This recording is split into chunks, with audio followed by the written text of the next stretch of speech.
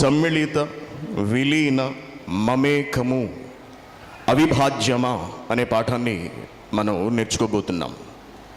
సమ్మిళిత విలీన మమేకము అవిభాజ్యమా, ఈ అంశాన్ని నేను మొట్టమొదట కువైట్లో మాట్లాడాను. పాంప్లెట్ రిలీజ్ చేసిన వెంటనే చాలామంది నాకు ఫోన్లు చేశారు, మెసేజ్లు పెట్టారు. అన్నయ్య, ఇదేమిటి ఎలా ఉంది, ఇది తెలుగేనా, అసలు ఏదో సంస్కృతంలా ఉంది, ఏమిటిది అని నన్ను అడిగారు. సరే, అదేమిటో చెబుతాను తమ్ముడు, సెమినార్కు రండి, సెమినార్లో చూద్దరు కానీ అదేమిటో అని నేను వారికి చెప్పడం జరిగింది. ఇండియా నుంచి కూడా చాలా ఫోన్లు వచ్చాయి. ఏమిటండి విచిత్రంగా ఉంది టైటిల్, అసలు మేము ఎప్పుడు వినలేదు, మేము ఎప్పుడు చూడలేదు, ఏమిటిది సమ్మిళిత విలీన మమేకము అవిభాజ్యమా, అసలు వీటి అర్థాలు ఏమిటండి అని నన్ను వాళ్ళు అడగటం, ప్రశ్నించడం జరిగింది. దేవుని పిల్లారా, ఇవేమిటో ఈరోజు మనం కాసేపు నేర్చుకునే ప్రయత్నం చేద్దాం. సమ్మిళితము, ఈ శీర్షికలోని మొదటి పదము సమ్మిళితము. సమ్మిళితము అనగా చక్కగా కలపడము. సమ్మిళితము అనగా చక్కగా కలపడము.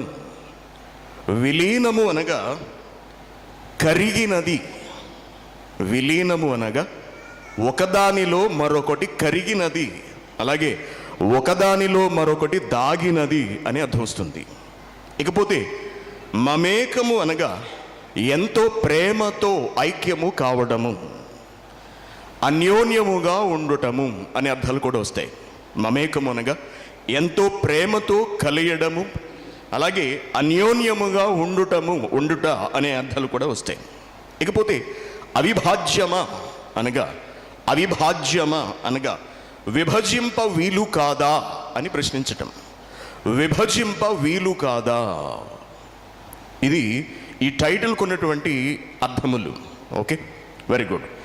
ఏమిటండి ఇవి, దీనికి బైబిల్కి సంబంధం ఉంది, ఈ కలవడం ఏమిటి, కలిసిపోవడం ఏంటి, ఒకదానిలోనే ఒకటి వెళ్ళిపోవడం ఏమిటి, అన్యోన్యంగా బ్రతకడం ఏమిటండి, ఇవన్నీ మేము ఎలా అర్థం చేసుకోవాలి ఇవన్నీ అని బహుశా మీరు అనుకుంటారేమో.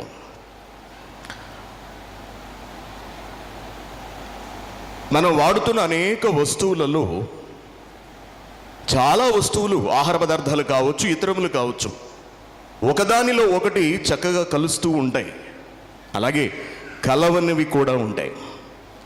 కలిసేవేమిటిగా మనం ఆలోచించవచ్చు. ఒకదానిలో ఒకటి బాగా కలిసేవి ఏముంటాయండి? పాలు, పాలల్లో నీళ్లు. పాలల్లో నీళ్లు కలిపినట్టుగా తెలియదు అసలు. నీళ్లు కలపక ముందు పాలు ఎలా ఉంటాయో, నీళ్లు కలిపిన తర్వాత కూడా పాలు అలాగే ఉంటాయి. నీళ్లు కలిపారా లేదా అన్నది మనం గుర్తించలేము, రుచిని బట్టి బహుశా మనం గుర్తించవచ్చేమో. అంత చక్కగా పాలల్లో నీళ్లు కలిసిపోతాయి. ఓకే, అలాగే రంగులు ఒకదానిలో ఒకటి కలుస్తాయి. ఈ రోజున ఈ ప్రపంచంలో చాలా రంగులు మనం చూస్తున్నాం. మనకు ఎరుపు తెలుసు, నీలం తెలుసు, పచ్చదనం తెలుసు, తెలుపు తెలుసు, నలుపు తెలుసు, ఇలా కొన్ని రంగులు తెలుసు. కానీ వీటిని చాలా జాగ్రత్తగా కలపడం వల్ల, మిక్స్ చేయడం వల్ల కొన్ని కొత్త కొత్త రంగులు కూడా పుడుతూ ఉంటాయి.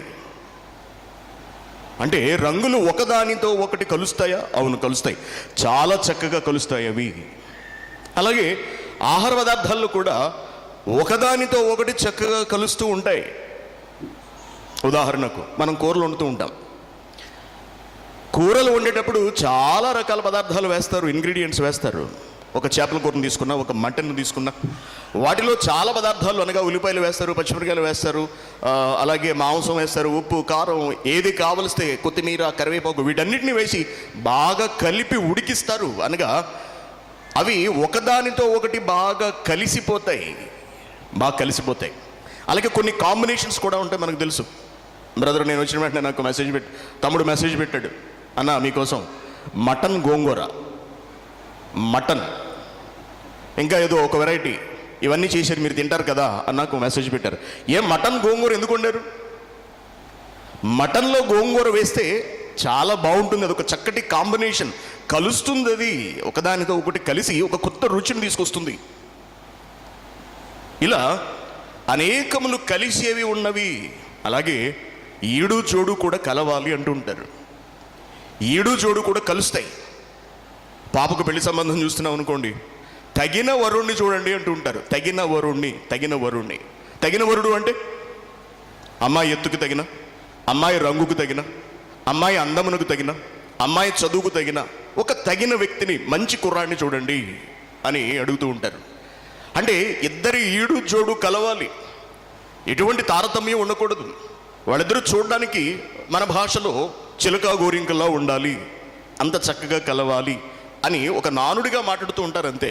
Okay, very good. అంటే ఈడు జోడు కూడా కలవాలి, కలుస్తాయి అనే విషయం మనకు అర్థమవుతుంది. అలాగే మనస్సులు కూడా కలుస్తాయి చక్కగా. మేమిద్దరం విడివిడిగా బ్రతకలేమండి.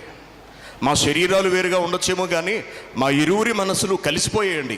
దయచేసి మమ్మల్ని విడదీయకండి అని చెప్పి ప్రేమికులు మాట్లాడుతూ ఉంటారు. చాలా చాలా వాటిలో మనం కూడా చూస్తూ ఉంటాం. వాళ్ళ మనసులట కలిసిపోయాయట బాగా. అలాగే కొందరి దంపతులు మనసులు చాలా చక్కగా కలుస్తాయండి. చక్కటి దాంపత్యాన్ని వాళ్ళు జరిగిస్తూ ఉంటారు. అంటే మనసులు కూడా చక్కగా కలుస్తాయా? అవును, కలుస్తాయి. ఇలా ఈ ప్రపంచంలో కలిసేవి ఎన్నో ఉన్నవి, ఒకదానితో ఒకటి మిళితమైపోయేవి ఉన్నవి. ఏమండి, ఒకదానిలో ఒకటి కరిగిపోయేవి ఉన్నవి, ఎంతో ప్రేమతో అన్యోన్యంగా కలిసి మెలిసిపోయేవి కూడా ఉన్నవి. ఇకపోతే కలవనివి కూడా ఉన్నాయి. కలవనివి ఒకదానితో ఒకటి కలవబట్టేవి. మనం పాలల్లో ఏం వేస్తాం? నీళ్లు వేస్తాం. నీళ్లు పోస్తే కలుస్తాయా? కలవవా? కలుస్తాయి. పాలల్లో పెట్రోల్ పోస్తే కలుస్తుందా? కలవదు, సింక్ అవ్వదు, కలుపుకోలేదు. ఎందుకంటే ఈ రెండు భిన్నమైనటువంటి ద్రవ పదార్థాలు. ఒకటి మట్టిలోంచి వచ్చింది, మరొకటి జంతువులోంచి, జీవిలోంచి వచ్చింది. కాబట్టి ఈ రెండు కలిసే అవకాశం లేదు. ఈ రెండు కలవవు కూడా, ఎప్పటికీ కలవవు. మనం పాలల్లో పంచదార వేసి తిప్పుతాం. పాలల్లో పంచదార వేసి తిప్పితే పంచదార కనబడకుండా పోతుంది. ఏమైపోయింది? కరిగిపోయి పాలల్లో కలిసిపోయింది. Very good. ఏదైనా పొలికే కదా అని పంచదారలో, పాలల్లో రాళ్ళు వేయండి, బయట ఉన్న ఇసుక తీసుకొచ్చి పాలల్లో వేసి దాన్ని కలిపే ప్రయత్నం చేయండి, కరుగుతుందేమో చూడండి, కరగదు. అంటే పాలల్లో నీళ్లు కలుస్తాయి, పాలల్లో పంచదార కలుస్తుంది తప్పించి పాలల్లో ఇసుక కలవదు, రాళ్ళు కలవవు అనే విషయం మనకు అర్థమవుతుంది. అలాగే ఆహార పదార్థాల్లో కూడా కొన్ని కలవు, కొన్ని సరిగా కలవు. ఏం కూర వండారండి? చేపల కూర వండాను. Very good. ఒట్టి చేపలైనా ఇంకేమైనా వేశారా దానిలో అని మనం అడిగా అనుకోండి. చికెన్ కూడా వేశాను అన్నారు అనుకోండి. చేపలలో చికెనా? చిచ్చిచి, అదేం కాంబినేషన్ అండి? అసలు ఇంతవరకు ఎప్పుడు వినలేదు. మీకు తెలియదండి, చాలా బాగుంటుంది, చక్కగా ఉంటుంది, మీరు తిని చూడండి. అబ్బాబా నా వల్ల కాదండి, మేము తినలేము. ఇదేం వంటలండి బాబు అన్నాడు. కొన్ని కలవు, కొన్ని కలుస్తూ ఉంటాయి. అనేక ఆహార పదార్థాలు కలుస్తూ ఉంటాయి, అనేక ఆహార పదార్థాలు కూడా కలవకుండా ఉంటూ ఉంటాయి. ఓకే. అలాగే కొన్ని రంగులు కూడా కలవు, రంగులు కూడా కలవు అండి. ఎలా అంటే, రెడ్ షర్ట్ వేసుకున్నాను, రెడ్ షర్ట్ వేసుకున్న నేను ఫ్యాంట్గా ఏ కలర్ వేసుకుంటే బాగుంటుంది? వైట్ వేసుకుంటే బాగుంటుంది. Very good. ఇంకా బ్లాక్ వేసుకున్నా బాగానే ఉంటుంది, సంతోషం. గ్రీన్ ప్యాంట్ వేసాను అనుకోండి, అబ్బే కలవలేదండి, అదేం మ్యాచింగ్ అండి బాబు, చాలా అధ్వానంగా ఉంది చూడడానికి అని అంటూ ఉంటారు.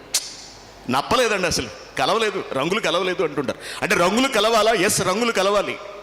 రంగులు కలవడం అంటే ఏమిటి మనందరికీ తెలుసు. ఆడవాళ్ళు చీరలు కొంటూ ఉంటారు, చీర మీదకు జాకెట్ కావాలి, షాప్కి వెళ్తారు, వాడికి ఇచ్చేస్తారు, దీని మీదకి మ్యాచింగ్ బ్లౌజ్ ఇవ్వండి అంటారు, ప్లెయిన్. వాడు చీర పట్టుకుని వెళ్ళిపోతాడు. ఎక్కడికి వెళ్ళిపోతాడు? షెల్ఫ్ దగ్గరికి వెళ్ళిపోతాడు. ఆ షెల్ఫ్లో వరుసగా కలర్స్ ఉంటాయండి. ఒకే కలర్ అనేక షేడ్స్లో ఉంటుంది, మీరు చూసారో లేదో. ఆ చీరను అలా పట్టుకెళ్తూ చూసుకున్నామా అంటాడు, టక్కన ఒక దగ్గర ఆపుతాడు, ఇది మ్యాచ్ అని చూడండి అంటాడు. రంగులు కూడా చక్కగా కలుస్తాయి, అలాగే కలవవు కూడా, అనేక సందర్భాలలో కలవు కూడా. ఇకపోతే ఇంకేం చూసాం మనం? వయసు. ఈడు జోడు అంటారు. ఈడు జోడు, ఈడు అంటే వయసు, ఈడు అంటే వయసు. వయసులు కూడా కలవాలి, కానీ కొందరివి కలవు. 70 ఏళ్ళ ఆయన 20 ఏళ్ళ అమ్మాయిని పెళ్లి చేసుకున్నాడట. అబ్బే అదేంటండి, అంత ముసలాడికి ఆ పిల్లనిచ్చి ఎలా చేశారండి అంటుంటారు. అలాగే కొన్ని జోడులు కలవు, కొన్ని జోడీలు కలవు. అమ్మాయి చాలా అందంగా ఉంటుంది, చాలా తెల్లగా ఉంటుంది, లక్షణంగా ఉంటుంది, కానీ కుర్రాడు మాత్రం నల్లగా ఉంటాడు. పాపకు తగిన హైట్ లేడు, పాప అందానికి ఏమాత్రం తగనివాడు. ఇదేమిటండి ఇటువంటి సంబంధం, ఇటువంటి వాడికి ఇచ్చి పెళ్లి చేశారు ఏమిటండి, ఈడు జోడు కలవలేదు కదండి, ఎంత అన్యాయం చేశారండి అని అనేక సందర్భాల్లో మనం వింటూ ఉంటాం, మాట్లాడుకుంటూ ఉంటాం. దేవుని పిల్లారా, ఇలా అనేకములు కలిసేవి ఉన్నవి, అనేకములు కలవనివి కూడా ఉన్నవి. ఇకపోతే దేవుని సృష్టి దగ్గరకు మనం వెళ్ళేటప్పటికీ దేవుడు కూడా అనేకములు కలిపాడు, అనేకమైన వాటిని కలపకుండానే విడిగా ఉంచాడు. ఉదాహరణకు భూమి ఆకాశములు రెండు కలిసి లేవు, భూమి విడిగా ఉంది, ఆకాశము విడిగా ఉంది. గ్రహములు విడివిడిగా ఉన్నాయి, భూగ్రహముతో కలిపి ఉంచలేదు, అంటుకట్టి ఉంచలేదు, దేవుడు విడివిడిగా ఉంచాడు ఎక్కడికక్కడ. ఆలోచించండి. ఇలా దేవుడు తాను కలపవలసిన వాటిని కలిపి ఉంచాడు, కలపకూడదు అనుకున్న వాటిని కలపకుండా ఉంచాడు. దేవుడు వేటిని కలిపాడు అని మనం ఆలోచిస్తే, భూమి లోపల క్రూడ్ అనే ఒక విధమైనటువంటి ద్రవ పదార్థం లభిస్తుందండి. క్రూడ్ ఇది ఎలా ఉంటుందంటే నల్లగా ఉంటుంది, చిక్కగా ఉంటుంది. మేమున్న దేశాల్లో దొరికేది అదేనండి, క్రూడ్ దొరుకుతుంది బాగా. ఈ క్రూడులో ఏముంటుంది అని మనం ఆలోచిస్తే, క్రూడులో చాలా విధాలైనటువంటి ఫ్యూయల్స్, ఇంధనాలు అనేవి ఉంటాయి. పెట్రోల్ వస్తుంది క్రూడ్ నుండి, డీజిల్ వస్తుంది క్రూడ్ నుండి, అలాగే కిరోసిన్ వస్తుంది క్రూడ్ నుండి, తారు వస్తుంది క్రూడ్ నుండి, వైట్ పెట్రోల్ వస్తుంది, పెట్రోలియం జెల్లీ వస్తుంది, ఇంకా అనేక విధములైనటువంటి ఫ్యూయల్స్ లేక అనేక పదార్థాలు ఒక్క క్రూడ్ నుండే వస్తాయి. అలాగే మనం రాళ్లను తీసుకున్నప్పుడు, రాళ్ళు ఒక ప్రాంతం అంతా నల్లరేగడి నేల ఉంటుంది, మీరు గమనించండి. మరొక ప్రాంతం అంతా ఎర్రటి మట్టి ఉంటుంది, మీరు చూస్తూ ఉండండి. మీరు బస్సులో వెళుతున్నప్పుడు, ట్రైన్స్లో వెళుతున్నప్పుడు నల్లరేగడి నేల, ఎర్ర నేల ఈ రెండూ కలిసి ఉండవు, నేలలు విడివిడిగా ఉంటాయి. ఏ ప్రాంతానికి ఏ నేల తగినదో ఆలోచించిన దేవుడు ఆ ప్రాంతానికి ఆ నేలను స్థిరపరిచాడు. ఇలా దేవుడు అనేకమైన వాటిని కలిపాడు, అనేకమైన వాటిని విభజించి ఉంచాడు. Very good. ఇప్పుడు ఇదంతా మనం ఎందుకు నేర్చుకోవాలి? ఇదంతా మనకి ఎందుకు తెలియాల్సిన అవసరం ఉంది. దేవుని పిల్లలారా, కేవలం ఈ ప్రకృతిని మాత్రమే కాకుండా దేవుడు ఈ సృష్టిలో మనిషిని కూడా చేశాడు, అనగా మనల్ని కూడా చేశాడు. మనలను ఎలా చేశాడు? మనందరికీ తెలుసు, చిన్నప్పటి నుంచి మనం చదువుకుంటున్నాం. ఆదికాండము 2వ అధ్యాయము 7వ వచనం. ఆదికాండము 2వ అధ్యాయము 7వ వచనం. దేవుడైన యెహోవా నేల మంటితో నరుని నిర్మించి వాని నాసికా రంధ్రములలో జీవవాయువును ఊదగా నరుడు జీవాత్మాయను. నరుణ్ణి చేస్తున్నాడు దేవుడు. నరుడు అంటే ఎవరో తెలుసా? నరుడు అనగా మనుష్యుడు అని అర్థం. నరుడు అనగా మనుష్యుడు, నరుడు అనగా మంటివాడు, మంటికి సంబంధించిన వాడు అని అర్థం. నరుడు అనగా భూమికి సంబంధించిన వాడు అని అర్థం. Very good. ఇప్పుడు దేవుడు ఏం చేశాడట? దేవుడైన యెహోవా నేల మంటితో నరుని నిర్మించి, నేల మట్టితో నరుణ్ణి తయారు చేశాడు. Very good. ఇప్పుడు ఈ మట్టిల్లో, లేకపోతే ఈ మట్టి దేహానికి మరొక దానిని కూడా దేవుడు కట్టబెట్టాడు. అదేమిటో చూద్దాం ఒకసారి మనం. కీర్తనల గ్రంథము 33వ అధ్యాయము 15వ వచనం. కీర్తనల గ్రంథము 33వ అధ్యాయము 15వ వచనం. ఏమంటున్నాడు? కీర్తనల గ్రంథము 33వ అధ్యాయము. యెహోవా వారందరి హృదయములను ఏకరీతిగా నిర్మించినవాడు అంటున్నాడు. మానవ దేహములో దేవుడు హృదయము అనే ఒక ప్రత్యేకమైన దానిని ఉంచాడు. శరీరము వేరు, అది మట్టితో తయారు చేయబడినది, మట్టితో నిర్మించబడినది. అయితే హృదయము గురించి దేవుడు మాట్లాడుతూ దానిని కూడా మనుషులందరిలో ఒకే విధంగా ఉండేటట్టు పెట్టాట. అయితే దానిని దేనితో చేశాడో దేవుడు చెప్పలేదు, కానీ శరీరము హృదయము ఒక్కటే అని అనకుండా హృదయాన్ని వేరుగాను శరీరాన్ని వేరుగాను చేసి మాట్లాడుతున్నాడు. చాలా జాగ్రత్తగా గమనించండి. హృదయము వేరు, శరీరము వేరు. ఈ రెండింటి పనులు వేరు.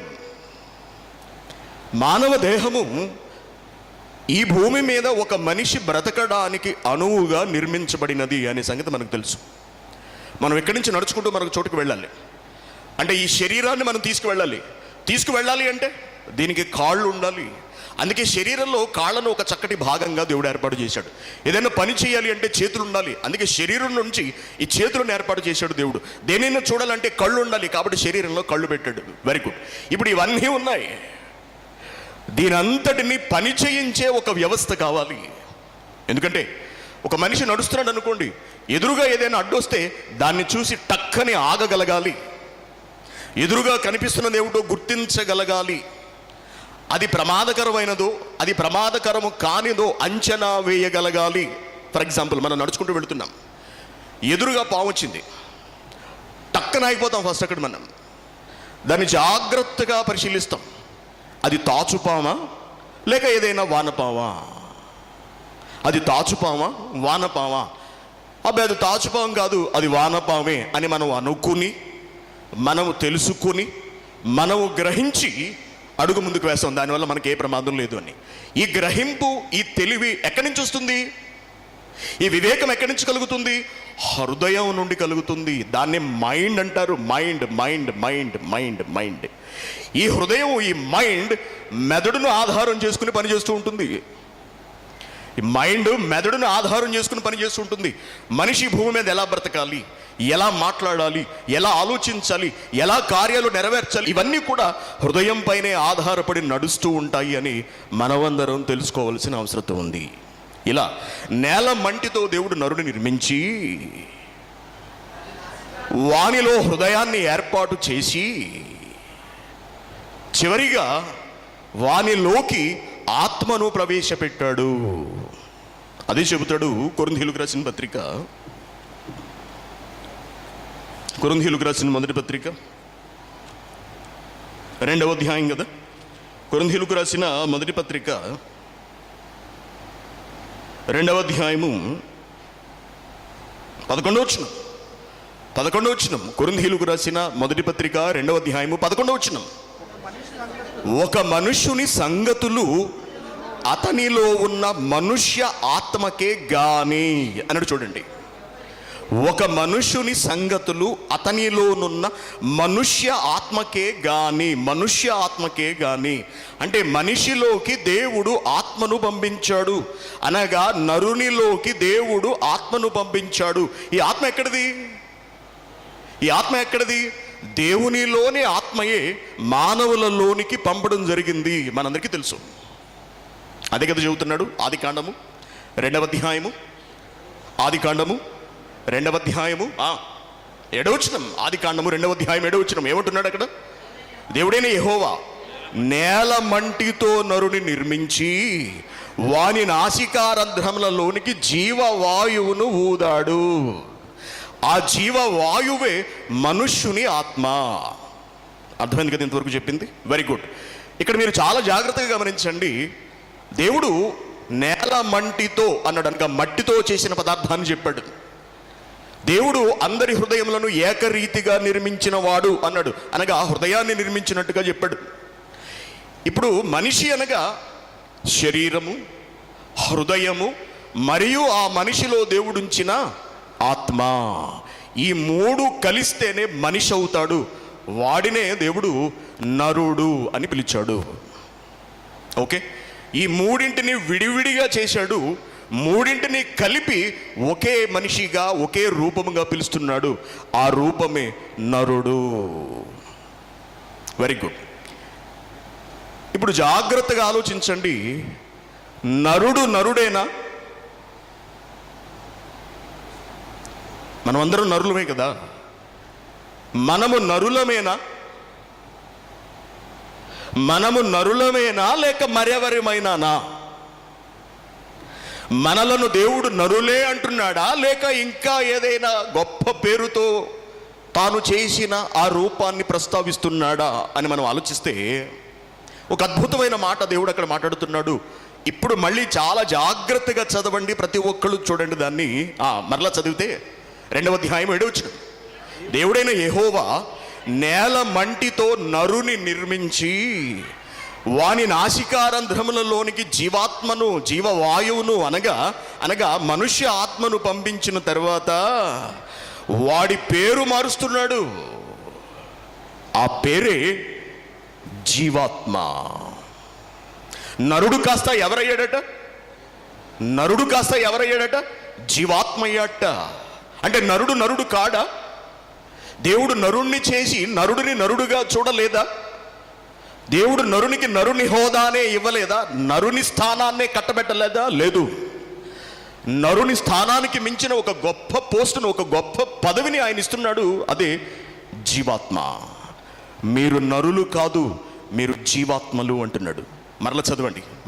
ఏమంటున్నాడు? దేవుడైన యెహోవా నేల మంటితో నరుని నిర్మించి వాని నాసికారంధ్రములలోనికి జీవవాయువును ఊదగా నరుడు కాదు, నరుడు కాస్త జీవాత్మ అయ్యాడు. జీవాత్మ అంటే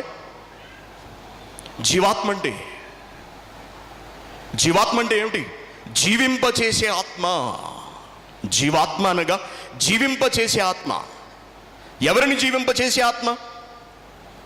దేనిని జీవింపచేసే ఆత్మ? శరీరాన్ని జీవింపచేసే ఆత్మ. శరీరంలో దేవుడించిన హృదయము పని చేయడానికి జీవింపచేసే ఆత్మ. అంటే మంటి సంబంధి అయిన వాడు మంటి సంబంధి కాడు అని, నరుడు మాత్రమే కాడు అని, నరుడు నరస్థానాన్ని మించిన ఒక గొప్ప హోదాలో, ఒక గొప్ప స్థితిలో ఉన్నవాడు అని, అతడే జీవాత్మ అని తండ్రి అయిన దేవుడు చాలా స్పష్టంగా తెలియజేస్తున్నాడు. అంటే భూమి మీద బ్రతుకుతున్న మనుషులందరూ ఎవరన్నమాట? జీవాత్మలుగానా? ఎస్, జీవాత్మలే. చూసారా? మూడింటిని విడివిడిగా చేశాడు, ఈ మూడింటిని చక్కగా కలిపాడు ఆయన. ఇప్పుడు మనిషి నరుడు కాడు, మనిషి శరీరి కాడు, మనిషి హృదయం కాదు. మరి మనిషి ఎవరు? మనిషి జీవాత్మ. మనుష్యుడు జీవాత్మ. దేవుడు ఆత్మ, మనుష్యుడు జీవాత్మ. దేవునికి సేవ చేసేవి సేవకులైన ఆత్మలు, మనుషులు జీవాత్మలు. ఎంత బాగుందో చూడండి, ఎంత చక్కగా ఉందో చూడండి. Very good. ఇలా నడుస్తోంది. ఇలా ఎవరెవరు నడుస్తున్నారు? ఆదాము హవ్వలు, వీళ్ళిద్దరూ చక్కగా బ్రతుకుతున్నారు. వీళ్ళిద్దరూ ఎవరు? వీళ్ళిద్దరూ జీవాత్మలు. అలా వెళుతుండగా ఒక సంఘటన జరిగిందండి. ఆ సంఘటనే అపవాది ఏదేను తోటలోకి రావటం. అపవాది ఏదేను తోటలోనికి అడుగుపెట్టి మాట్లాడకూడని కొన్ని మాటలను మాట్లాడింది. ఆ మాటలు ఏమిటో మనందరికీ తెలుసు. ఇది నిజమా? ఈ తోట చెట్లలో దేని ఫలములనైనను తినవద్దని దేవుడు మీతో చెప్పానా? ఎస్, చెప్పాడు. మీరు పొరబడుతున్నారు, మీరు తప్పు చేస్తున్నారు. మీరు ఆ వృక్ష ఫలములను తిన్న రోజున మీ కన్నులు తెరవబడుననియు మీరు దేవతల వంటి వారైపోతారు, గనుకనే దేవుడు మిమ్మల్ని ఆ చెట్టు పండు తినవద్దన్నాడు అనే సంగతి మీకు తెలియటం లేదు, మీరు తెలుసుకోండి అని అపవాది హవ్వతో చెప్పడాన్ని మనం చదువుతాం అక్కడ. చాలా జాగ్రత్తగా గమనించండి, చాలా జాగ్రత్తగా ఆలోచించండి. ఇక్కడ వాడు ఏదో ప్లాన్ చేశాడు, దాన్ని చాలా జాగ్రత్తగా అమలు చేస్తున్నాడు. ఆదాము దగ్గర ప్రయత్నించాడు, అవలేదు. హవ్వ దగ్గర తన ప్రయత్నాన్ని మొదలుపెట్టాడు. ఏమన్నాడు? ఒకసారి ఆ పాయింట్ చదువుదామండి, ఏమనుకోకండి. ఆదికాండము 2వ అధ్యాయము 3వ అధ్యాయం కదా. ఆదికాండము 3వ అధ్యాయము 4వ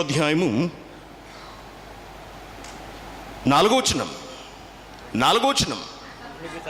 అందుకు సర్పము, మీరు చావనే చావరు, ఎలయనగా మీరు వాటిని తిను దినమున మీ కన్నులు తెరవబడుననియు మీరు మంచి చెడ్డలను ఎరిగిన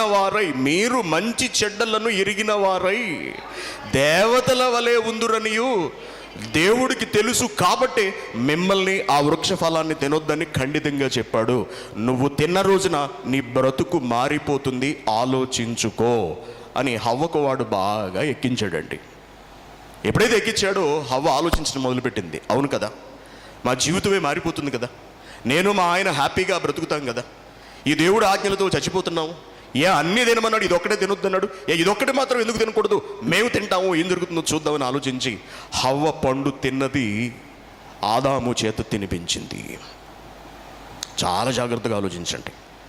ఇక్కడ వీళ్ళిద్దరూ తమ స్వవిషయాలు ఆలోచించుకోవడం మొదలుపెట్టారు. వేటి కొరకు ఆలోచించడం మొదలుపెట్టారు? దేని కొరకు ఆలోచించడం మొదలుపెట్టారు? తమ శరీరం కొరకు ఆలోచించడం మొదలుపెట్టారు. తమ బ్రతుకు కొరకు ఆలోచించడం మొదలుపెట్టారు. తాము జీవాత్మలమని, తమకు శరీరం అనేదే లేదు అని, తమకు హృదయం అంటే ఏమిటో కూడా తెలియదు అని, తాము ఆత్మలుగానే బ్రతుకుతున్నావు అని అప్పటి వరకు ఆలోచించి తమ బ్రతుకును కొనసాగించిన వీళ్ళిద్దరూ అపవాది మాటలతో వాడి మాయలో పడి తమ బ్రతుకులను డెవలప్ చేసుకోవడానికి, అనగా తమ శరీరములకు సుఖాన్ని ఇవ్వడానికి, తమ జీవితములను వృద్ధి చేసుకోవడానికి ఆలోచించారు. అనగా జీవాత్మలైన వారిని ఒక్క దెబ్బతో విడగొట్టాడు సాతాను. జీవాత్మలైన ఆదాము హవ్వలను, జీవాత్మలైన నరులైన వారిరువురిని చాలా చాకచక్యంగా, చాలా తేలికగా తన మాయ మాటలతో ఒక్కసారిగా విభజించడంతే. వెంటనే వాళ్ళు తమ కొరకు తాము ఆలోచించుకోవడం మొదలుపెట్టేశారు. అప్పటి వరకు జీవాత్మలుగా బ్రతికిన ఆదాము హవ్వలు అప్పటి నుండి ఒక్కసారిగా వాళ్ళు తిరిగి నరుల స్థానంలోనికి వచ్చేశారు. ఇక అక్కడి నుండి ప్రారంభమైందండి. అక్కడి నుండి ప్రారంభమైంది. వాడు ఏమి సాధించాలనుకున్నాడో, దేనిని విభజించాలనుకున్నాడో దాన్ని చాలా జాగ్రత్తగా, చాలా పకడ్బందీగా విడగొట్టాడు ఒక్కసారిగా. వెంటనే ఆత్మ వేరుగా, వెంటనే శరీరం వేరుగా, వెంటనే హృదయం వేరుగా అయిపోయింది. శరీరం గురించి ఆలోచించుకోవడం మొదలుపెట్టారు. నేత్రముల గురించి ఆలోచించుకోవడానికి ఆశలు కలిగిపోయాయి వారిలో. లోకంలోనికి వాళ్ళు నెమ్మదిగా వచ్చేశారు. ఎప్పుడైతే జీవాత్మలు కాస్త తిరిగి నరులుగా మారిపోయారో దేవుడు ఒక్క క్షణం కూడా వాళ్ళని ఏదైనా తోటలో ఉంచలేదు, వాళ్ళను బయటకు తరిమేశారు. ఇక అప్పటి నుండి వాళ్ళలో శరీర సంబంధమైన ఆలోచనలు, శరీర సంబంధమైన కోరికలు, శరీర సంబంధమైన ప్రవర్తనలు, హృదయ సంబంధమైన ప్రవర్తనలు, వాటి తాలూకు లక్షణాలు, వాటి తాలూకు స్వభావాలు అన్నీ కూడా దుష్టుడి నుండి రావటం మొదలయ్యాయి. ఆలోచించండి. అప్పుడు జీవాత్మలైనటువంటి మనుషులు శరీరులుగా ఆలోచించడం మొదలుపెట్టారు. కయ్యను దగ్గరికి వెళితే ఏం జరిగిందో మనందరికీ తెలుసు. కయ్యను జీవాత్మ, హేబెలు జీవాత్మ. కానీ కయ్యను అంత దుర్మార్గంగా అసలు ఎలా ఆలోచించగలిగాడు? అంత కుత్సితపు బుద్ధి అసలు వాడిలోకి ఎలా వచ్చిందంటే వాడు జీవాత్మగా కాక సాతాను ప్రభావం వలన తన జీవాత్మ స్థితిని కోల్పోయి ఒక సాధారణ శరీరిగా మారిపోయాడు. వాడికి కోపం వచ్చింది, వాడిలో అసూయ కలిగింది, వాడు కక్ష కట్టాడు. ఏమైనా సరే మా తమ్ముడిని చంపాలి అనుకున్నాడు. అయితే తాను ఎవరో, తాను ఎంత గొప్ప స్థితిలో ఉండేవాడో, తన స్థితి ఎంత ఉన్నతమైనదో గ్రహించినటువంటి హేబెలు నీతిమంతుడుగానే తన బ్రతుకును కొనసాగించాడు తప్పించి ఎక్కడా కూడా తాను ఒక శరీరిని, నేను ఒక సాధారణ మనిషిని అన్నట్టుగా అతడెక్కడా ప్రవర్తించలేదు. ఆలోచించండి. కయ్యను ప్రవర్తనకు హేబెలు ప్రవర్తనకు ఉన్నటువంటి తేడా. కయ్యను శరీరంతో కలిసిపోయాడు. ఇలా దేవుని పిల్లలారా, నరుడు శరీరిగాను, నరుడు హృదయానుసారుడుగాను, ఆత్మగాను 3 భాగాలైపోయాడు. నరుడు శరీరిగాను, నరుడు హృదయానుసారుడుగాను, అనగా మనస్సును అనుసరించి నడుచుకునేవాడుగాను, శరీరాన్ని అనుసరించి నడుచుకునేవాడుగాను, ఆత్మగా 3వ భాగంగా విడిపోయాడు ఎక్కడికక్కడ. ఇప్పుడు బాగా ఆలోచించండి, బాగా వినండి. ఇప్పుడు శరీరము తనకు నచ్చినట్టుగా ప్రవర్తించడం మొదలుపెట్టింది. హృదయము తనకు నచ్చినట్టుగా ఆలోచించడం అది మొదలుపెట్టింది. ఇప్పుడు ఈ రెండింటికి అడ్డంకిగా ఉన్నది ఏమిటంటే ఆత్మ. ఎందుకంటే శరీరం ఎలా ప్రవర్తిస్తోంది? తనకు నచ్చినట్టుగా జీవిస్తోంది, తన కోరికలు తీర్చుకుంటోంది, తనకు అడ్డొచ్చిన వాడిని చంపుతోంది, తన సుఖాలను తాను వెతుక్కుంటోంది. హృదయం ఎలా తయారైంది? హృదయం తనకు నచ్చింది తాను ఆలోచించుకుంటుంది. తాను ఏం ఆలోచించిందో, తాను ఏది కావాలనుకున్నదో దానిని శరీరంతో కలిసి అనుభవించడానికి ఎల్లప్పుడూ తాపత్రయపడుతుంది. ఈ విషయాన్ని బైబిల్ గ్రంథం చాలా చక్కగా వివరించింది. కొన్ని రెఫరెన్సెస్ మనం చూద్దాం ఇప్పుడు. కొన్ని రెఫరెన్సెస్. ఓకే, మార్కు సువార్త ఇందాక మనం చూసాం కదా ఉదయం. మార్కు సువార్త 7వ అధ్యాయము, మార్కు సువార్త 7వ అధ్యాయము 21వ వచనం. మార్కు సువార్త 7వ అధ్యాయము 21వ వచనం. వెడదాం త్వరగా, టైం అయిపోతుంది చాలా. లోపలి నుండి అనగా మనుషుని హృదయములో నుండి, అదేంటి జీవాత్మ కదా, అసలు హృదయం అనే పేరు ఎక్కడుంది? హృదయం అనే పేరు ఎక్కడుందండి? దేవుడు చేసినప్పుడు హృదయం వేరు అన్నాడా? లేదు కదా. కానీ హృదయం నుండి ఏమొస్తున్నాయట? దురాలోచనలు, జారత్వములు, దొంగతనములు, నరహత్యలు, వ్యభిచారములు, లోభములు, చెడుతనములు, కృత్రిమమును, కామ వికారమును, మత్సరము, దేవదూషణయు, అహంభావము, అవివేకము వచ్చును. ఇవన్నీ లోపలి నుండియే అనగా మానవ హృదయం నుండే బయటికి వస్తూ ఉంటాయి. ఏమంటే దేవుడు ఇంత అసహ్యంగా నిర్మించాడా అండి హృదయాన్ని? ఇంత దారుణంగా తయారు చేశాడా అండి దేవుడు హృదయాన్ని? మానవ హృదయం ఎంత కలుషితమా, ఇంత అసహ్యమా? దేవుడు మనకి ఇటువంటి హృదయాన్ని ఇచ్చాడా? నో, దేవుడు మనకి ఇటువంటి హృదయాన్ని ఇవ్వలేదు. ఆయన మానవుల హృదయాలన్నిటినీ ఎంతో పవిత్రంగా, ఎంతో పరిశుద్ధంగా, ఏకరీతిన నిర్మించిన వాడు. మరి అటువంటిప్పుడు మానవ హృదయంలో నుండి ఇంత అసహ్యత ఎందుకు పెళ్ళుబుకుతోంది? వాడు ప్రవేశపెట్టాడు ఇవన్నీ కూడా, వాడు చొప్పించాడు ఇవన్నీ కూడా మనిషిలోకి. అలాగే శరీరం గురించి మనం ఆలోచించినప్పుడు గలతీయులకు రాసిన పత్రిక 5వ అధ్యాయము 17వ వచనం చూడండి ఒకసారి. గలతీయులకు రాసిన పత్రిక 19వ వచనం, 5వ అధ్యాయం 19వ వచనం. గలతీయులకు రాసిన పత్రిక 5వ అధ్యాయము 19వ వచనం. శరీర కార్యము అసలు మనిషిని తయారు చేస్తున్నప్పుడు దేవుడు శరీరం అని ఎక్కడన్నాడు? నేల మంటితో నరుడు నిర్మించి అన్నాడు కదా. శరీరం అని ఎక్కడ చెప్పాడు దేవుడు అసలు? కానీ ఇప్పుడు శరీరం వచ్చింది, శరీరానికి కొన్ని కార్యాలు వచ్చాయట. శరీర కార్యములు స్పష్టమై ఉన్నవి. అవేవనగా జారత్వము, అపవిత్రత, కాముకత్వము, విగ్రహారాధన, అభిచారములు, ద్వేషము, కలహము, మత్సరము, క్రోధములు, కక్షలు, భేదములు, విమతములు, అసూయలు, మద్దతులు, అల్లరితో కూడిన ఆటపాటలు. ఏమిటి శరీరాన్ని ఇంత దుర్మార్గంగా చేశాడా అండి దేవుడు? శరీరం నుండి ఇంత అసహ్యమైన క్రియలు పుట్టేటట్టుగా చేశాడా దేవుడు? నో, దేవుడు చేయలేదు. అసలు దేవుడు శరీరం అనే మాటే ప్రస్తావించలేదు వాళ్ళను కలిగించినప్పుడు. నేల మంటితో నరుడు నిర్మించాడు, నిర్మించిన వాడిని మీరు జీవాత్మలు అన్నాడు. ఎన్నో ఆలోచనలతో, ఎంతో గొప్ప సంకల్పంతో, ఎంతో ప్రేమతో దేవుడు ప్రతి అవయవాన్ని చేసి, ప్రతి భాగాన్ని ఎంతో జాగ్రత్తగా నిర్మించి ఒక రూపముగా తయారు చేసి దానికి జీవాత్మ అని పేరు పెడితే, ఈరోజు మానవ దేహము, మానవ హృదయము ఎంత భయంకరంగా తయారైందో మీరు ఒకసారి ఆలోచించండి. ఈ రెండు కలిసిపోయాయండి. ఏ రెండు కలిసాయి బాగా? హృదయము, శరీరము, ఈ రెండు బాగా కలిసిపోయాయి. నా బ్రదర్ చెప్పారు కదా, ఒక అమ్మాయిని చూశాడు. చూసిన వెంటనే మనసులో ఏదో అలజడా. నేను ఆమెను చూసిన వెంటనే నా మనసు పారేసుకున్నానండి అంటాడు. చూసిన వెంటనే మనసు పారేసుకున్నట్ట. ఆ తర్వాత ఆ అమ్మాయి చుట్టూ తిరగడం మొదలు పెడతాడు. ఇక ఎందుకు చుట్టూ తిరుగుతున్నాడు? చుట్టూ తిరుగుతూ ఆ అమ్మాయి దగ్గరికి వెళ్ళి ఒక ఫ్లవర్ ఇచ్చి ఒక మాట అంటాడు. ఏమండి, మీరు చాలా అందంగా ఉన్నారు. అసలు నాకు రాత్రులు నిద్ర పట్టట్లేదండి.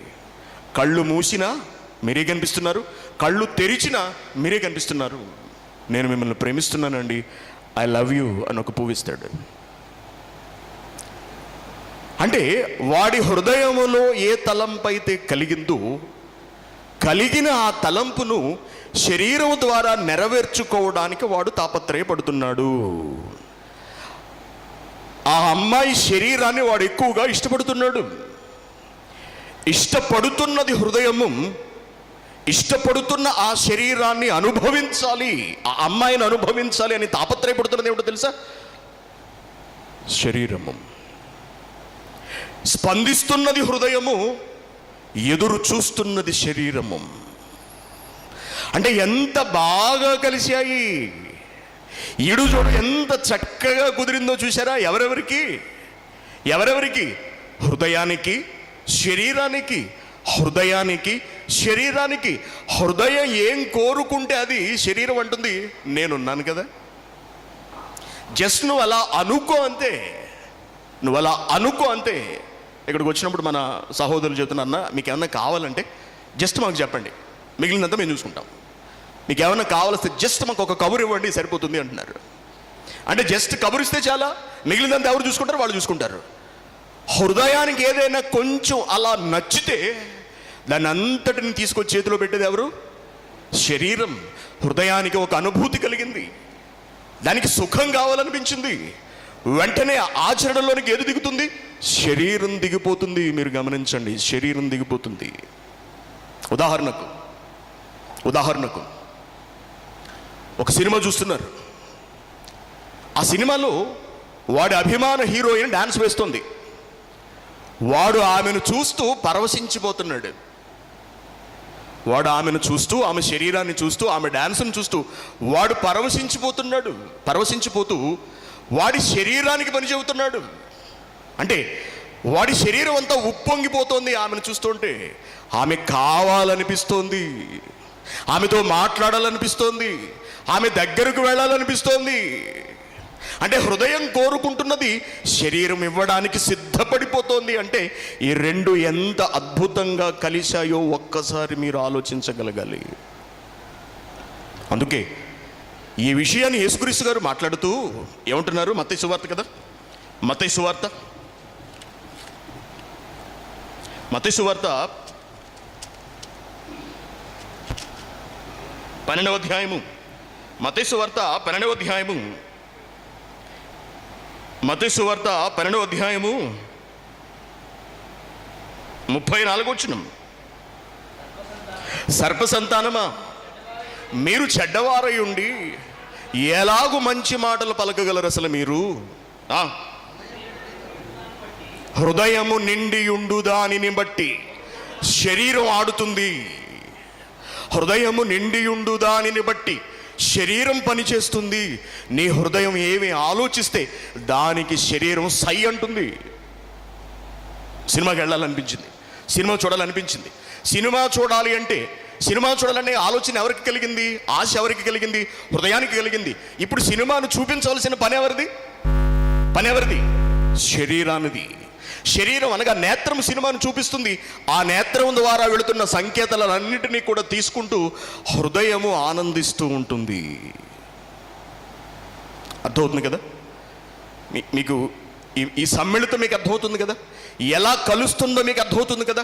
ఇలాగా హృదయము శరీరము చక్కగా ఒకదానితో ఒకటి కలిసిపోయాయి, చక్కగా మిళితమయ్యాయి, ఇంకా చక్కగా విలీనమైపోయాయి, చక్కగా మమేకమైపోయాయి. ఇప్పుడు ఈ రెండిటికి అడ్డుగా ఉన్నది ఏమిటో తెలుసా? ఆత్మ. ఇటు హృదయానికి అటు శరీరానికి అడ్డంగా నిలబడుతున్నది ఎవరో తెలుసా? ఆత్మ. ఇప్పుడు ఈ ఆత్మను ఏం చేయాలి? ఒక్కటే ప్లాన్. ఏం చేద్దాం? కలిపేసుకుందాం. ఎవరిని కలిపేసుకుందాం? ఆత్మను కూడా కలిపేసుకుందాం. ఆత్మను కూడా కలిపేసుకుంటే ఇహ మనకు అసలు అడ్డే లేదు అనుకున్నాయి. నెమ్మదిగా ఆత్మను కూడా కలిపేసుకున్నాయండి. నెమ్మదిగా.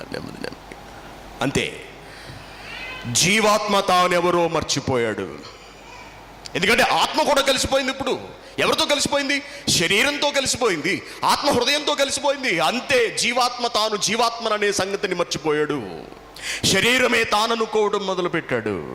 శరీరంతో సుఖపడటమే పరమావధి అనుకుంటున్నాడు. ఈరోజు మనిషి బ్రతుకు చూడండి ప్రపంచంలో ఎలా ఉందో. మనిషి తాను ఎవరనుకుని బ్రతుకుతున్నాడో మీరు ఒక్కసారి ఆలోచించండి.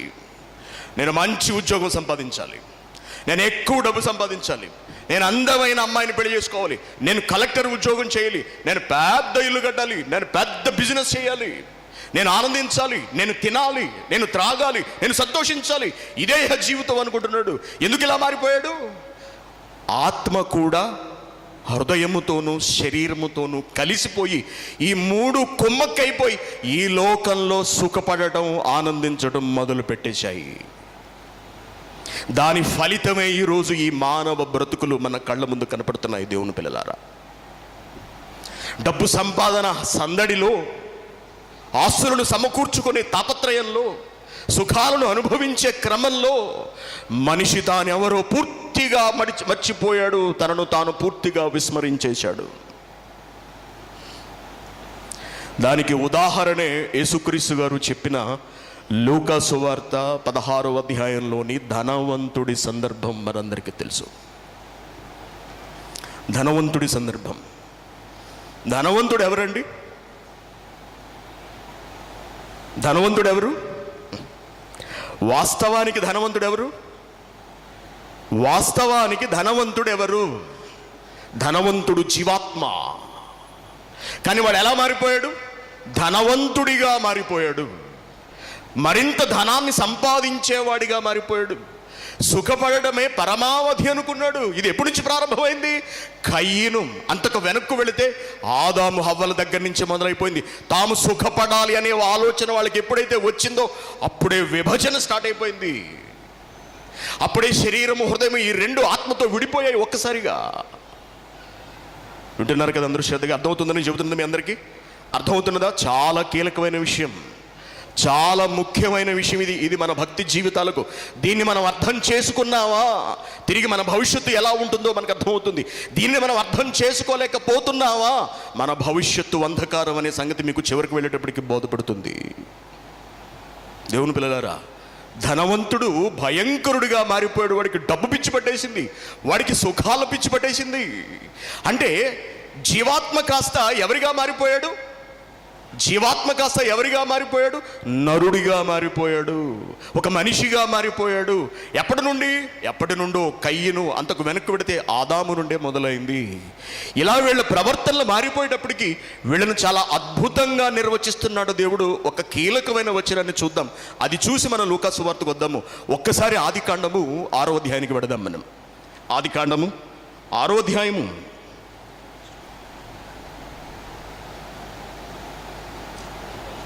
5వ వచనం. ఆదికాండము 6వ అధ్యాయము 5వ వచనం. నరుల చెడుతనం, నరుల చెడుతనం, నరుల చెడుతనం. అంటే దేవుడు సృష్టించిన జీవాత్మలు కాస్త నోవహు కాలం వచ్చే నాటికి పూర్తిగా ఎలా రూపాంతరం చెందేశారు? నరులైపోయారు. నరులు అంటే ఇప్పుడు ఎలా కనబడుతున్నాడు దేవుడి కంటికి? నరుడు చెడ్డవాడుగా మారిపోయాడు. నరుల చెడుతనము భూమి మీద గొప్పదైపోయింది. వారి హృదయము యొక్క అంటే చూసారా, వారి హృదయం ఎలా మారిపోయిందంటే, అసలు హృదయాన్ని ఎందుకు చేశాడు దేవుడు? హృదయాన్ని ఎందుకు నిర్మించాడండి?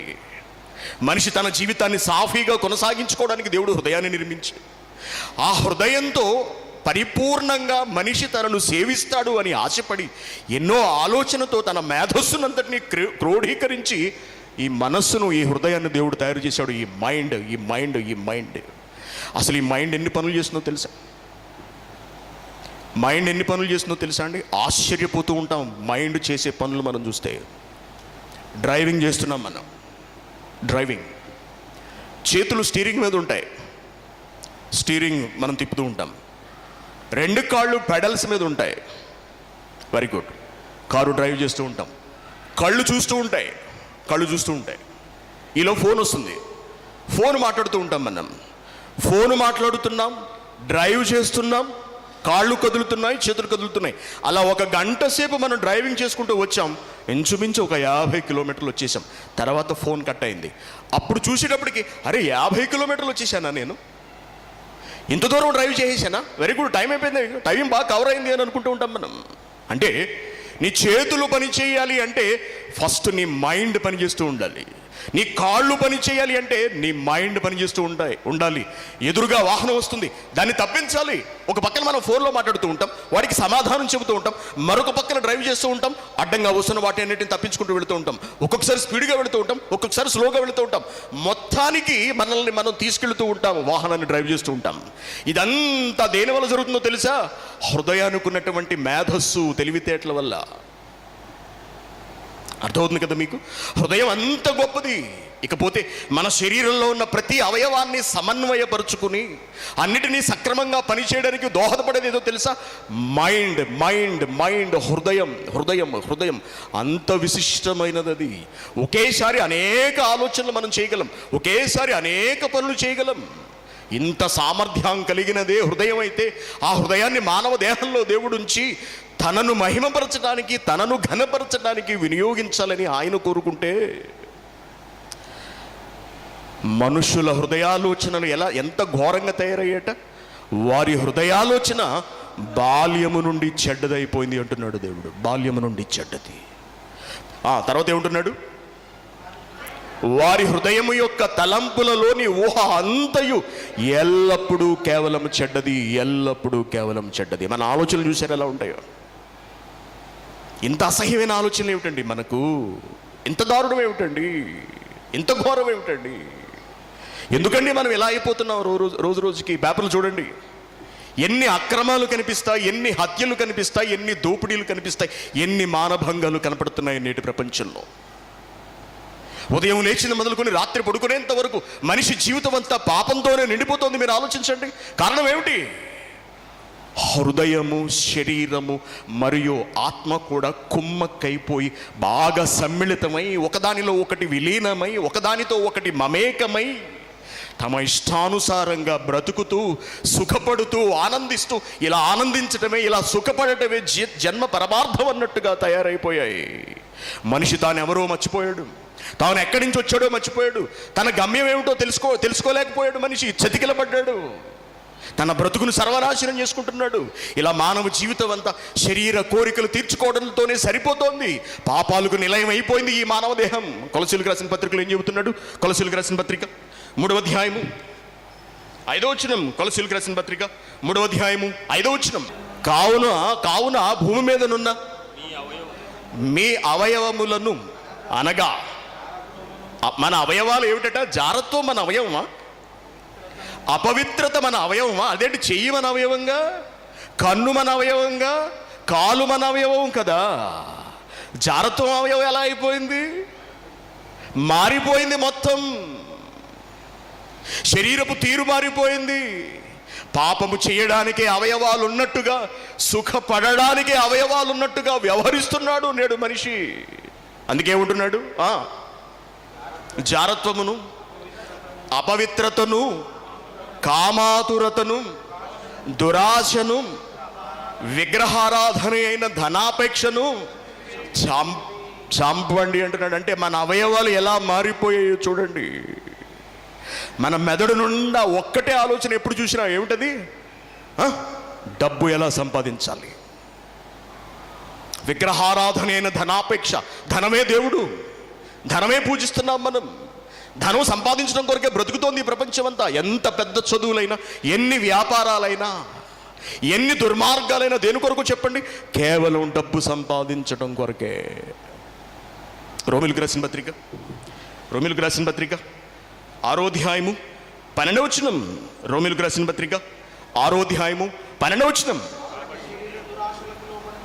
కాబట్టి శరీర దురాశలకు లోబడినట్లుగా చావునకు లోనైన మీ శరీరమందు పాపమును ఏలనివ్వకండి అంటున్నాడు. శరీరం ఏమైపోయిందట? చావుకు లోనైపోతుందట. దేనితో? పాపముతో. మరియు మీ అవయవాలు, అంటే మన అవయవాలు ఎలా మారిపోయాయి? దుర్నీతి సాధనాలు. అవయవాలు దుర్నీతి సాధనాలుగా పాపమునకు అప్పగింపబడ్డాయి. చూసారా ఎటువంటి వాడు ఎలా అయిపోయాడండి? సాక్షాత్తు సృష్టికర్త అయిన దేవుని ఆలోచనలోంటి కలిగినటువంటి మనిషి, నరుడు, జీవాత్మ ఆత్మగా పిలువబడిన వాడు చివరికి తన శరీరాన్ని ఎంత అసహ్యంగా, తన హృదయాన్ని ఎంత దుర్భరంగా చేసుకున్నాడు చూసారా ఒకసారి మీరు? ఇది మానవ బ్రతుకు ఈ రోజున. ఇకపోతే మిగిలింది ఏమిటి? ఆత్మ. ఆత్మ ఆత్మ ఆత్మ కూడా కలిసిపోయింది కాబట్టి, శరీరముతో కలిసిపోయింది కాబట్టి, హృదయంతో కలిసిపోయింది కాబట్టి, శరీరానికి అంటిన కల్మషము, హృదయానికి అంటిన కల్మషము, ఈ రెండూ కూడా ఆత్మకు అంటేశాయి. కొరింథీయులకు రాసిన 2వ పత్రిక 7వ అధ్యాయము 1వ వచనం. కొరింథీయులకు రాసిన 2వ పత్రిక 7వ అధ్యాయము 1వ వచనం చూద్దామా? ప్రియులారా, ఈ వాగ్దానములు ఉన్నవి కనుక దేవుని భయముతో పరిశుద్ధతను సంపూర్తి చేసుకొనుచు శరీరమునకును ఆత్మకును కలిగిన సమస్త కల్మషం అంటున్నాడు చూసారా? శరీరం ఎలా మారిపోయింది? కల్మషంగా మారిపోయింది. హృదయం ఎలా మారిపోయింది? కల్మషంగా మారిపోయింది. చివరికి ఆత్మ కూడా ఎలా మారిపోయింది? కల్మషంతో నిండిపోయింది ఆత్మ కూడా. అంటే శరీరం సరిగ్గా లేదు, హృదయం సరిగ్గా లేదు, ఆత్మ సరిగ్గా లేదు. అటువంటి మనిషి మరణిస్తే ఎక్కడికి వెళ్ళిపోతాడు? ఏమైపోతాడు? మనమే. ఈరోజు మన పరిస్థితి ఎలా ఉంది? మన బ్రతుకు ఎలా ఉంది? మన శరీరం ఎలా ఉంది? మన హృదయం ఎలా ఉంది? ఈ రెండిటితో కలిసిపోయిన మన ఆత్మ ఎలా ఉంది? ఒక్కసారి ఆలోచించండి మీరందరూ. భయంకరమైన పరిస్థితుల్లో మనిషి బ్రతుకుతున్నాడు ఈ రోజున. భయంకరమైన పరిస్థితుల్లో తినుచు, త్రాగుచు, పెళ్ళిళ్ళు చేసుకుంటూ, తందనాలాడుతూ, తాగి తూలిపోతున్నాడు మనిషి. మత్తులో విహరిస్తున్నాడు మనిషి. తాను జీవాత్మననే సంగతిని మర్చిపోయాడు. చూసారని రోడ్డు మీద తాగి పడిపోతుంటారండి. రాత్రేటప్పటికి ఫుల్గా తాగేయటం ఏంటి? అంత పడిపోయేలా తాగలా? పోనీ తాగుతున్నావు సరే, నువ్వు పడిపోతావా? ఏకను ఇంటికి వెళ్ళవా? నీకు ఒక ఇల్లు ఉందనే సంగతి తెలియదా? నీ కొరకు భార్యో, నీ తల్లో, నీ తండ్రో, నీ బిడ్డలో ఎవరో ఒకరు ఎదురు చూస్తుంటారు కదా. అసలు ఆలోచన నీకు లేదా? ఉన్నట్లేదు చూసారా మనుషులకు.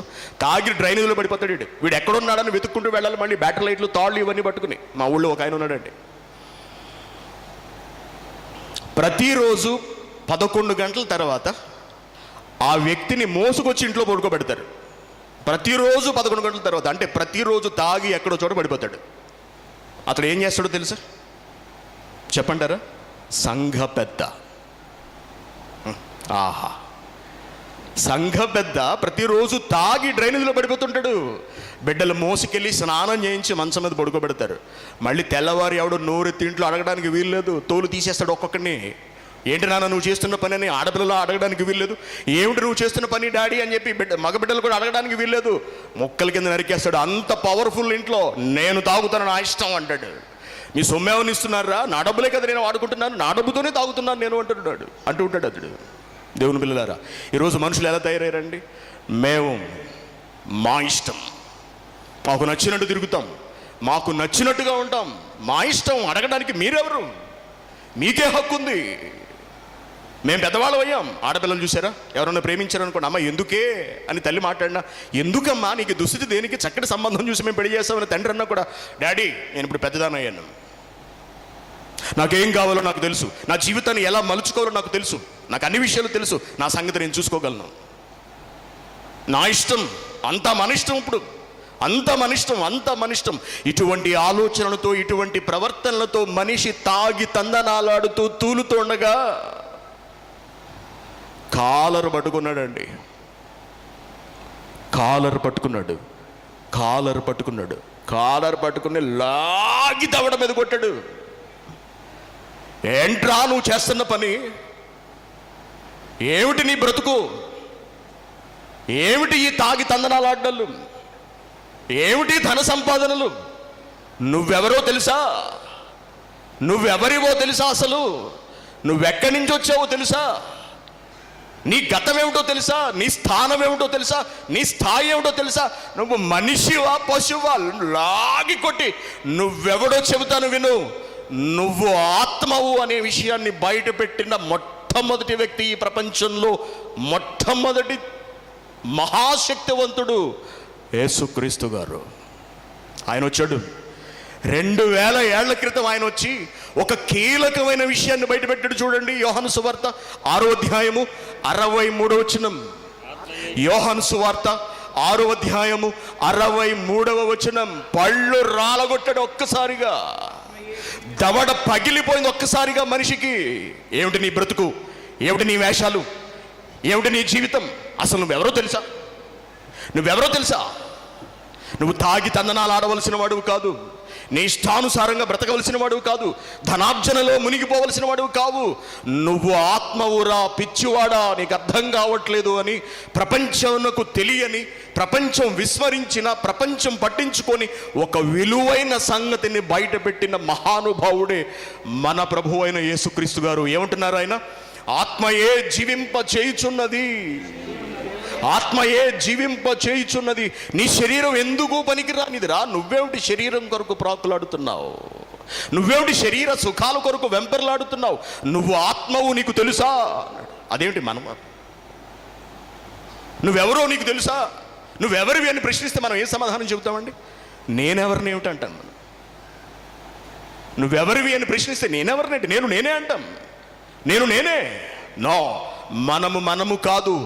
మనకు తెలిసి మనమంటే ఎవరు అండి? మనకు తెలిసి మన జ్ఞానంతో మనము అంటే మనం ఎవరు?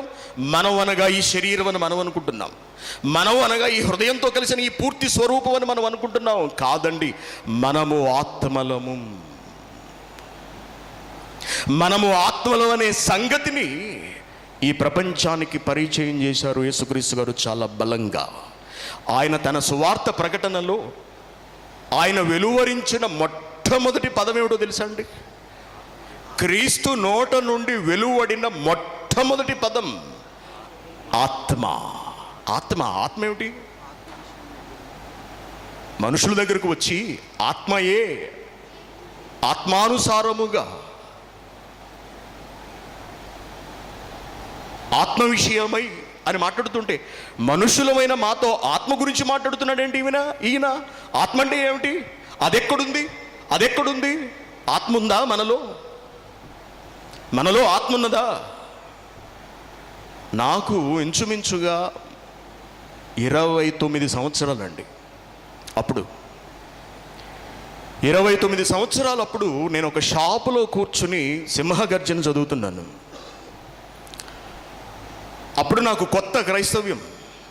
సింహగర్జన చదువుతుండగా దానిలో హ్యూమన్ జీనోమ్ ప్రాజెక్ట్ అనే పాఠాన్ని నేను చదువుతున్నాను. మీలో చాలామంది చదివి ఉంటారు. ఆ పాఠంలో ఒక కీలకమైన మాట వ్రాయబడింది.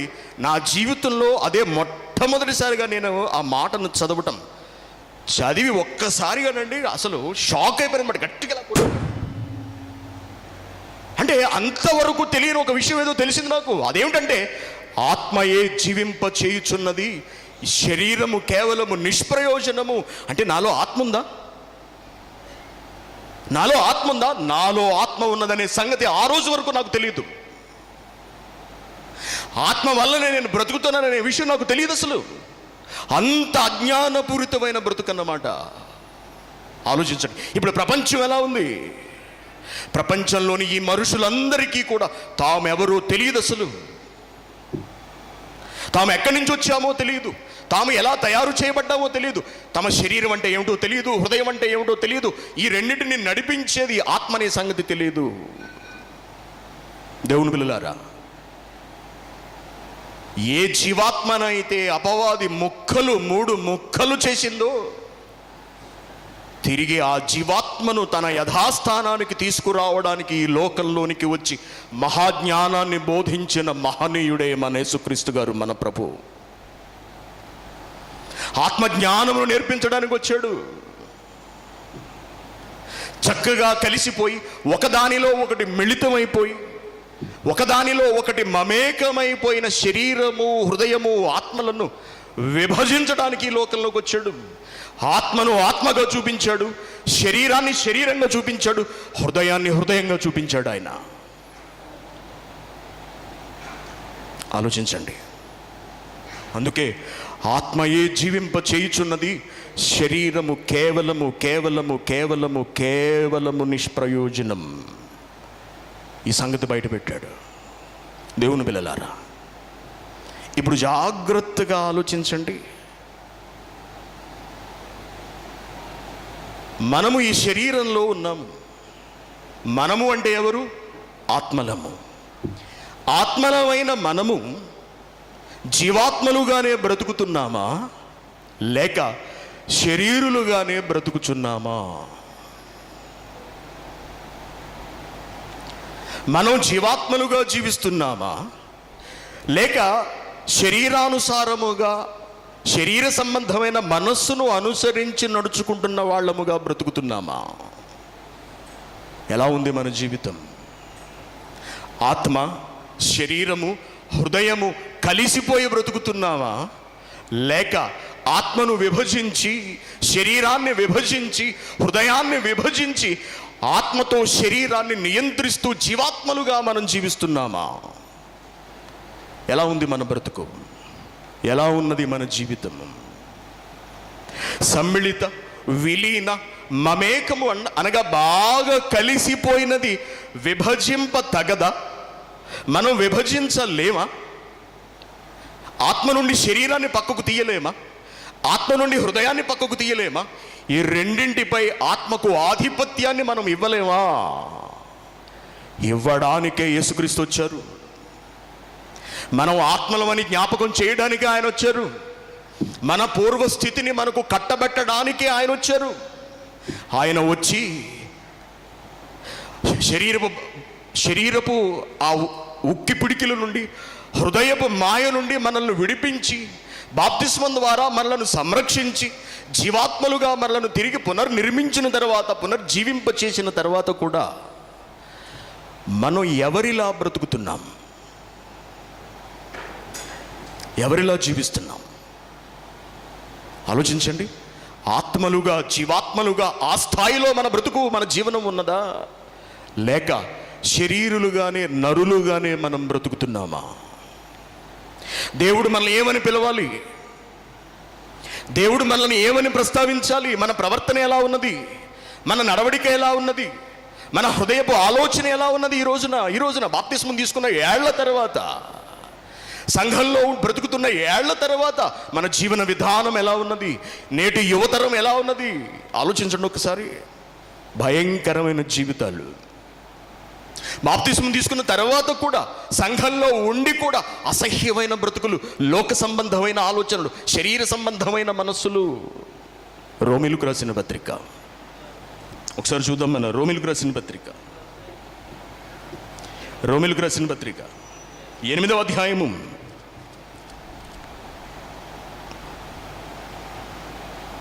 8వ అధ్యాయము 5వ వచనం. శరీరానుసారులు, శరీరాన్ని అనుసరించే వాళ్ళు తమ మనస్సు ఎప్పుడు శరీర విషయముల మీదే పెట్టుకుంటారు. మన మనస్సు దేని మీద ఉంది? మన మనస్సు డబ్బు మీద ఉందా? మన మనస్సు అందం మీద ఉందా? మన మనస్సు అధికారం మీద ఉందా? మన మనస్సు హోదా మీద ఉందా? మన మనస్సు 10 మంది మనకు గౌరవం ఇవ్వాలి అనే దాని మీద ఉందా? మన మనస్సు దేని మీద ఉంది? శరీర సంబంధమైన విషయాల మీద ఉందా, లేక ఆత్మ సంబంధమైన విషయాల మీద ఉన్నదా? జీవాత్మలమని యేసుక్రీస్తు గారు చెప్పిన తర్వాత కూడా మనం శరీర సంబంధమైన మనసుతోనే బ్రతుకుతున్నామా? అందుకే ఏమంటున్నాడు? మరలా చదివితే, శరీరానుసారులు, శరీరాన్ని అనుసరించేవాళ్ళు. మనం దేన్ని అనుసరిస్తున్నాం? ఇప్పుడు మనం బాప్తిస్మం తీసుకున్నాం. మనం దేన్ని అనుసరిస్తున్నాం? ఆత్మను అనుసరిస్తున్నావా, శరీరాన్ని అనుసరిస్తున్నావా? శరీరానుసారులు శరీర విషయముల మీదే అంటున్నాడు. ఆత్మానుసారులు ఆత్మ విషయముల మీద మనస్సు పెడతారు. శరీరాన్ని అనుసరించే మనస్సు ఎప్పటికీ నీకున్నదా? దాని ఫలితము మరణము అంటున్నాడు. శరీరాన్ని అనుసరించే బ్రతుకుతున్నారా? సుఖాల కొరకే వెంపర్లాడుతున్నారా? ఇంకా ఇంకా ఇంకా ఇంకా ఇంకా ధనార్జనలోనే మనుషులు బ్రతుకుతున్నారా? క్రైస్తవులు బ్రతుకుతున్నారా? ఒకవేళ అలా కనుక మనం బ్రతుకుతున్నట్టయితే మనకు చివరకు లభించేది మరణమే. ఇంకేముంటున్నాడు? ఆత్మానుసారమైన మనస్సు అనగా ఆత్మను అనుసరించి బ్రతికే బ్రతుకు ఫలం ఏమిటట? జీవమును సమాధానమునై ఉన్నది. జీవమును సమాధానమునై ఉన్నది. గనుక ప్రియమైన దేవుని పిల్లలారా, విభజించండి. మీ శరీరాన్ని విభజించండి. ఆత్మ నుండి విభజించండి. మీ హృదయాన్ని విభజించండి ఆత్మ నుండి. ఈ రెండిటిని ఆత్మ నియంత్రణలోనికి తీసుకురండి. ప్రభువు కల్పిస్తున్న ఈ అవకాశాన్ని, ఈ మహాజ్ఞానాన్ని సద్వినియోగం చేసుకోండి. ఎంతకాలం శరీరులుగా మనం బ్రతుకుతామండి? ఎంత డబ్బు సంపాదిస్తే మాత్రం మనం ఎన్నేళ్ళు జీవిస్తామండి? ఎంతమంది కోటీశ్వరులు ఇలా చూసిన వాళ్ళు అలా చచ్చిపోవట్లేదు చెప్పండి. ఎన్నో సుఖాలను అనుభవించిన వాళ్ళు మాత్రం ఎంతకాలం జీవిస్తున్నారండి? కొన్నేళ్ళు మాత్రమే నీ సుఖాలు, నీ సంతోషాలు, నీ ఆనందాలు, నీకిష్టమైన నీ బ్రతుకు కొద్ది కాలము మాత్రమే. ఏదో ఒకనాడు ఈ దేహాన్ని విడిచిపెట్టి వెళ్ళిపోక తప్పదు ఈ ఆత్మ. అప్పుడు దేవుడు నిలదీస్తాడు. ఎవరిని నిలదీస్తాడు? శరీరాన్ని నిలదీయడు, హృదయాన్ని నిలదీయడు. దేన్ని నిలదీస్తాడు? ఆత్మను మాత్రమే నిలదీస్తాడు. అప్పుడు దేవుడు జవాబు చెప్పు నువ్వు అంటాడు. నిన్నెందుకు ఉంచాను శరీరంలో? నిన్నెందుకు ఉంచాను? నువ్వు హృదయాన్ని కంట్రోల్లో పెట్టాలి అని, శరీరాన్ని కంట్రోల్లో పెట్టాలని, ఈ రెండిటి చేత నా పని చేయించి జీవాత్మగా నువ్వు వర్ధిల్లాలని నేను నిన్ను మానవ దేహంలో పెడితే నువ్వు వాళ్ళతో కలిసిపోతావా? చివరకు వాక్యం విన్న తరువాత, నువ్వు జీవాత్మవనే సంగతి నేను నీకు నేర్పించిన తరువాత కూడా నా వాక్యానికి లోబడక నువ్వు శరీరానుసారంగానే బ్రతుకుతావా? అటువంటిప్పుడు నీకెందుకు ఇవ్వాలి? నరుడువైన నీకెందుకు ఇవ్వాలి పరలోకం? శరీరానుసారమైన నీకెందుకు కట్టబెట్టాలి ఈ పరలోకాన్ని? నేను నీకు ఇవ్వలేను.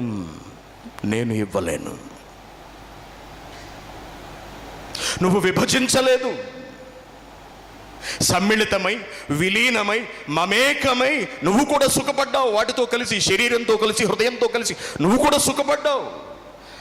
నువ్వెవరో ఆలోచించుకోలేదు, నువ్వెవరో తెలుసుకోలేదు. నేను చెప్పినా నువ్వు నా మాట వినలేదు. పేరుకు బాప్తిస్మం తీసుకున్నావు అంతే. బాప్తిస్మాలు తీసుకుంటారండి చాలామంది. ఎందుకు తీసుకున్నారని అడగండి. చాలామందికి కువైట్లో నేను మళ్ళీ బాప్తిస్మాలు ఇచ్చానండి.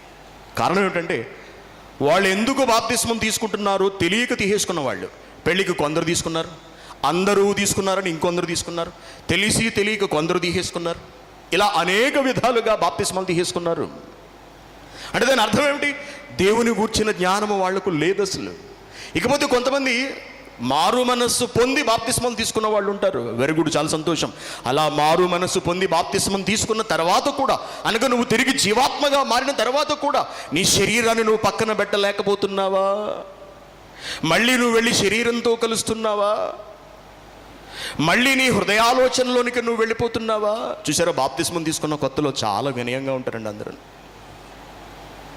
దించిన తల ఎత్తరు అసలు. ఆడవాళ్ళైతే అసలు ముసిగేదీరు. అబ్బా, ఎంత భక్తులండి అసలు, నిజంగా అనుకుంటాం మనం. ఎన్ని రోజులు? ఒక్క వారం రోజులు.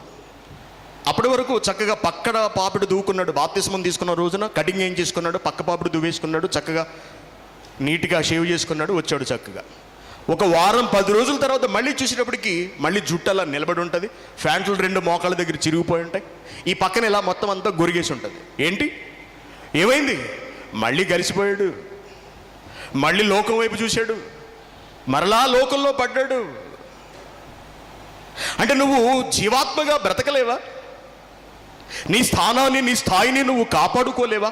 కాపాడుకోకపోతే మనకు దక్కనిది పరలోకం. మనం జీవాత్మలుగా బ్రతకకపోతే, మన స్థానాన్ని మనం నిలబెట్టుకోకపోతే మనం చేరిపోయేది అగ్నిగుండం. యవనస్తులారా, ఎలా బ్రతుకుతున్నారు? శరీరానుసారంగా కానీ బ్రతుకుతున్నారా? మీకు నచ్చినవి చూస్తున్నారా? ఎంతసేపు అయినా చూస్తున్నారా? అడ్డు అదుపు లేకుండా చూసేస్తున్నారా? చూసి వాటి యందు ఆనందిస్తున్నారా? అంటే మీది శరీరానుసారమైన మనస్సు అన్నమాట. ఎందుకంటే నువ్వు వాటిని చూస్తున్నప్పుడు నీ శరీరం చక్కటి అనుభూతిని పొందుతుంది. ఆ అనుభూతినే మనం కోరుకుంటున్నాం అన్నమాట. అదే నువ్వు ఆత్మవనే సంగతి తెలిస్తే, ఈ జ్ఞానంలో నీ హృదయంలో భద్రపరచబడి ఉన్నట్టయితే, నువ్వు నీ శరీరానికి ప్రాధాన్యతనివ్వవు, నీ హృదయ ఆనందానికి నువ్వు ప్రాధాన్యతనివ్వవు. నువ్వు విభజిస్తావు. ఆత్మకు పట్టిన కల్మషాన్ని నువ్వు తీసివేస్తావు. ఆత్మ సహాయముతో శరీర క్రియలను చంపుతావు. నువ్వు జీవాత్మగా జీవిస్తావు. అదే చెబుతున్నాడు రోమిలకు రాసిన పత్రిక 8వ అధ్యాయంలో. రోమిలకు రాసిన పత్రిక 8వ అధ్యాయము 12వ వచనం, కాబట్టి సహోదరులారా, శరీరానుసారముగా అనగా శరీరము చెప్పినట్టల్లా దానితో కలిసిపోయి ఆడడానికి, శరీరం కోరుకున్నట్టల్లా దానికి కావలసిన సుఖాలను ఆనందాలను అందించడానికి మనము శరీరమునకు రుణస్థులమేమీ కాము. సరే, ఎలా చెబుతున్నాడు? శరీరానుసారమైన మనస్సు కలిగిన, శరీర సంబంధమైన కోరికలు కలిగిన వాటిని తీర్చుకుంటూ బ్రతకడానికి మనమేమి శరీరం వలన పుట్టిన వాళ్ళము కాదు. శరీరం వల్ల మనమేమి బ్రతకడం లేదు, ఆత్మ వలననే శరీరం బ్రతుకుతోంది. కనుక ఆత్మను కలిగిన నువ్వు ఏం చేయమని చెబుతున్నాడు? మీరు శరీరానుసారముగా ప్రవర్తించిన ఎడల చచ్చిపోతారు, జాగ్రత్త, చావవలసిన వారై ఉంటారు. శరీరానికి లోబడ్డారా, హృదయానికి లోబడ్డారా, మరణమే శరణ్యం అంటున్నాడు మనకు. కానీ ఆత్మచేత శారీరక క్రియలను చంపిన ఎడల, చూసారా ఎలా విడగొడుతున్నాడు? చూసారా? శరీరాన్ని విడగొట్టు అంటున్నాడు. అది మిళితమైపోయింది, అది విలీనం అయిపోయింది ఒకదానితో ఒకటి. నీ ఆత్మను లాగేసుకోవాలని చూస్తోంది శరీరం. దాన్ని విభజించు. నువ్వు విభజించగలవు. నా వల్ల కాదు అని అనుకోకండి ఎప్పుడు కూడా. శరీరానికి దూరంగా నేను ఉండలేను, శరీర కోరికలు తీర్చుకోకుండా నేను ఉండలేను, నా మనస్సు చెప్పినట్టుగా వినకుండా నేను ఉండలేనని మీరు ఎప్పుడు అనుకోకండి. మీరు సాధించగలరు. మధ్యాహ్నం చెప్పాను నేను మీకు, మీరు బలవంతులు. యవనులారా, మీరు బలవంతులు, మీరు సాధించగలరు. ఆత్మస్థితిని మీరు నిలబెట్టగలరు, శరీరపు స్థితిని మీరు పక్కన పెట్టగలరు, హృదయపు మోసాన్ని మీరు గ్రహించి దానిని పక్కకు నెట్టగలరు. కాబట్టి ఆత్మతో ఏం చేయమంటున్నాడు? ఆత్మచేత శారీరక క్రియలను చంపాలి. శరీరాన్ని కంట్రోల్ చేయడానికి దేవుడు ఆత్మనుంచాడు, హృదయాన్ని కంట్రోల్ చేయడానికి దేవుడు ఆత్మనుంచాడు. ఆత్మ చెప్పినట్టుగా ఈ రెండు వినాలి తప్పించి ఈ రెండు చెప్పినట్టుగా ఆత్మ నడుచుకోవడానికి వీల్లేదు. కాబట్టి ఆలోచించండి, ఎలా ఉంది మన జీవితం? ఎవరు చెప్పినట్టుగా మనం వింటున్నాం? ఎవరి వలె మనం బ్రతుకుతున్నాం? శరీరాశలు కలిగిన వాళ్ళుగా బ్రతుకుతున్నావా? హృదయ ఆంఛలు కలిగిన వాళ్ళుగా బ్రతుకుతున్నావా? లేక మనం జీవాత్మలుగా బ్రతుకుతూ శరీరాన్ని, హృదయాన్ని రెండింటినీ అదిమి పడుతున్నామా? వాటి కోరికలను మనం ధ్వంసం చేస్తున్నామా? ఎలా ఉన్నది మన జీవితం? ఆలోచించండి. అందుకే అవిభాజ్యమా అనగా కలిసినవి తిరిగి విభజింపబడడం సాధ్యం కాదా అని ప్రశ్నించాను. అందుకే శీర్షికలో ఏముంది చదవండి ఒకసారి. సమ్మిళిత, విలీన, మమేకము. కలిసిపోయాయి బాగా. ఏమేమిటి? శరీరము, హృదయము, ఆత్మ, ఈ మూడు కలిసిపోయాయి. ఇలా కలిసిపోయిన వాటిని అవిభాజ్యమా అనగా మనం వాటిని విభజించలేమా అని ప్రశ్నిస్తే ఎస్, విభజించగలము. ఒక్క వాక్యపు సహాయముతో మాత్రమే, ఒక్క ఆత్మ వాక్యపు సహాయంతో మాత్రమే మనము వీటన్నిటిని విభజించి ఆత్మస్థానాన్ని ఆత్మకిచ్చి శరీరాన్ని ఎక్కడ ఉంచాలో అక్కడ ఉంచగలము. మీరు ఇలా ఆలోచించట్లేదంటే, మీ శరీరాన్ని మీరు కంట్రోల్ చేయట్లేదు అంటే, మీ హృదయాన్ని మీరు కంట్రోల్ చేయట్లేదు అంటే, మీ హృదయము, మీ ఆత్మ, మీ శరీరము మూడు కలిసిపోయాయన్నమాట. ఈ మూడు కలిసిపోయి బ్రతికితే మనం జీవాత్మలము కాము, మనము నరులము. మనము నరులుగానే కనుక బ్రతుకుతున్నట్టయితే చివరకు మనకు మిగిలేది అగ్నిగుండమే. కాబట్టి దేవుని ప్రజలారా, సమ్మిళిత, విలీన, మమేకాన్ని విభజించండి. అవిభాజ్యమా? ఎస్, విభజించగలము. విభజించలేకపోవడం అనే ప్రశ్న లేదు. ఆ సామర్థ్యాన్ని, ఆ జ్ఞానాన్ని, ఆ వాక్యాన్ని దేవుడు మనకిచ్చాడు. కాబట్టి తెలుసుకోండి. యవనస్తులారా, ఆలోచించండి. మీ బ్రతుకును మీరు చక్కబెట్టుకోండి. మీ గురించి మీరే ఆలోచించాలి. మీకు మీరే సాధకం చేసుకోవాలి. వయసు ప్రభావం అని, చూడకుండా ఉండలేకపోతున్నామని, ఆలోచించకుండా ఉండలేకపోతున్నాము, తప్పు చేయకుండా ఉండలేకపోతున్నాము అనుకుంటూ ఈ శరీరాన్ని, ఈ హృదయాన్ని, ఈ ఆత్మను కనుక విడిచిపెట్టేస్తే చివరకు మిగిలేది అగ్నిగుండమే. ఈ 2 రోజుల మాటలు మీ జీవితాన్ని మార్చాలి. చాలా విలువైన సంగతులు మీరు విన్నారు. మీ బ్రతుకులో మార్పులు రావాలి. దేవుని పిల్లలారా, ఎన్నో ఆలోచనలతో దేవుడు మిమ్మల్ని అందరినీ పుట్టించాడండి. ఎన్నో ఆలోచనలు. యువత మీద దేవునికి ఎన్నో ఆలోచనలు ఉన్నాయి. అలాగే భూమి మీద బ్రతుకుతున్న ప్రతి ఒక్కరి మీద దేవునికి ఎన్నో తలంపులు ఉన్నాయి. బాప్తిస్మం తీసుకుని క్రైస్తవులుగా మారిన ప్రతి ఒక్కరి మీద దేవుడు ఎన్నో ఆశలు పెట్టుకున్నాడు. తన సంకల్పాన్ని అంతటినీ నెరవేర్చగలిగే వీరులు ధీరులు కావాలి అని ఆయన ఆశపడుతున్నాడు. వాటిని నెరవేర్చవలసింది ఎవరు? వాటిని తీర్చవలసింది ఎవరు? మనమే కదా. ఈ శరీరాన్ని ఎందుకు ఇచ్చాడు? ఆయనకు సమర్పించడానికే కదా. ఈ హృదయాన్ని ఎందుకు ఉంచాడు? ఆయన కొరకు ఆలోచించడం కొరకే కదా. ఈ ఆత్మను ఎందుకు ఇచ్చాడు? ఆయన కొరకు జీవించి తిరిగి ఆయన చెంతకు వెళ్ళడం కొరకే కదా. అలా బ్రతుకుతున్నావా మనం? దేవుని ఆశలు, దేవుని సంకల్పాలను మన బ్రతుకు కాలంలో మనం నెరవేరుస్తున్నావా? మనం నెరవేర్చకపోతే ఎవరు నెరవేరుస్తారు? మనం వాటిని తీర్చకపోతే దేవునికి ఆ ఆశలు తీర్చేది ఎవరు చెప్పండి? గనుక ఈ 2 రోజుల పాటు మీరు విన్న ఈ మాటలు మీ హృదయాలలో ఎప్పుడూ భద్రంగా ఉండాలి. మీ జీవితాన్ని మలుచుకోండి, దేవునికి అనుకూలంగా మలుచుకోండి, వాక్యానుసారంగా జీవించండి. శరీరాన్ని అణిచివేయండి, శారీరక కోరికలను అణిచివేయండి, హృదయపు ఆలోచనలను అణిచివేయండి. వాక్యానుసారంగా బ్రతకండి. మీ మీద భవిష్యత్తు తరాలు ఆధారపడి ఉన్నాయి. తెలుసుకోండి ఈ విషయాన్ని. యవనులారా, మీ మీద భవిష్యత్తు తరాలు ఆధారపడి ఉన్నాయి.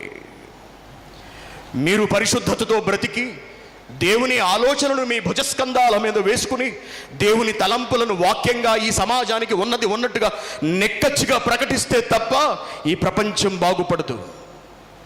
సమాజాన్ని సంస్కరించవలసిన క్రైస్తవుడే, సమాజాన్ని సంస్కరించవలసిన యవ్వనుడైన క్రైస్తవుడే తప్పు దారిలోనికి వెళ్ళిపోతే, పాపాల బాట పడితే ఇక దేవుని సంకల్పాన్ని ఈ భూమి మీద అమలు పరిచేది ఎవరు చెప్పండి? అటువంటిప్పుడు దేవుడు అసలు మనల్ని పుట్టించడం దేనికి? ఈ జీవితాన్ని మనకి ఇవ్వడం దేనికి? ఆయన ఆలోచనలన్నీ నేలపాలైపోతున్నాయండి, నేలపాలైపోతున్నాయి. మీరు అలా కావడానికి వీల్లేదు. మీ జీవితం బుగ్గిపాలు కావడానికి వీల్లేదు. మీ జీవితం అగ్నిగుండము బారిన పడడానికి వీల్లేదు. మీరు మారాలి, మిమ్మల్ని మీరు మలుచుకోవాలి దేవునికి అనుగుణంగా. అలా మీరందరూ మీ జీవితాలను, మీ శరీరాలను, మీ హృదయాలను, మీ ఆత్మలను ఆ పరమాత్మనికి సమర్పించి ఆయన పనిలో ఉన్నతంగా కొనసాగి మీ భవిష్యత్తును మీరు పండించుకుని ఆ కన్న తండ్రి కలలు కూడా పండించాలని ఆశపడుతూ, కోరుకుంటూ, మిమ్మల్ని అందరినీ దీవిస్తూ ఇక్కడితో ఈ మాటలు నేను ముగిస్తున్నాను.